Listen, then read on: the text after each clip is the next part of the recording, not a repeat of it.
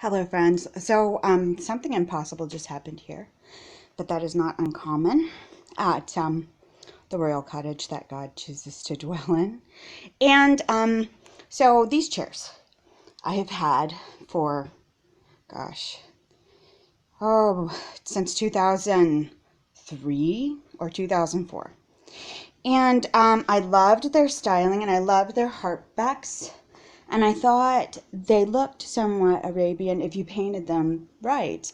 And I had them originally repainted red, and I had like a purple tapestry cushion on it. But some years ago, after my children were stolen and my husband died, I replaced the table. Um, and it's a glass top table now, and I reupholstered and had the chairs repainted this color green.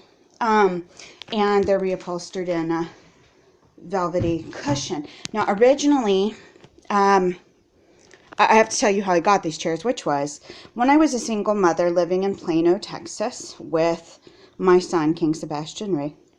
I was driving down a street in Plano beside my house, and these chairs were sitting outside by the road. And they were so beautiful and strange and styling that I went and knocked on the door and I asked the woman there if I could have them. And there were 6 of the chairs.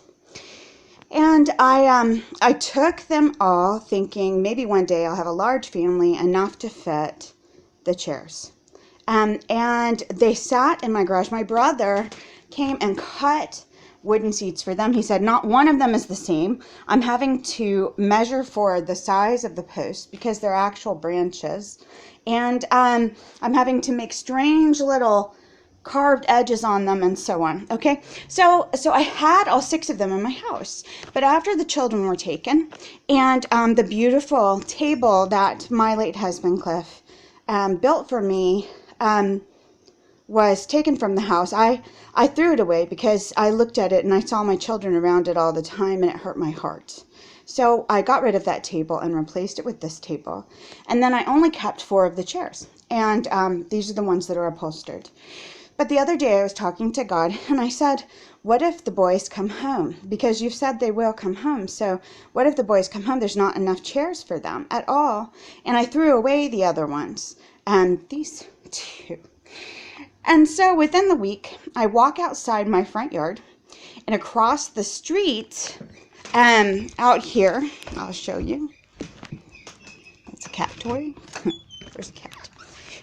Across the street right there, there were there was a chair. There's one of the chairs that I had thrown away.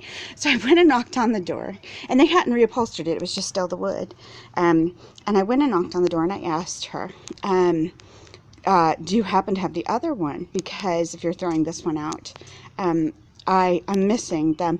And she said, yeah, we never did anything with it, and went and got it. So then I got those 2 back to reupholster. I'm going to do them differently this time. But then this morning I walked out on my porch, okay? This is on my porch. This is impossible. Okay, these chairs were from a closed Mexican restaurant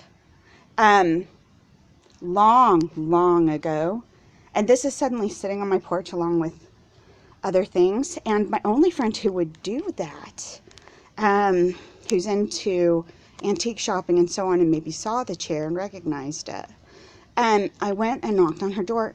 They know nothing about it at all, but here it is on my porch with the original cane seating.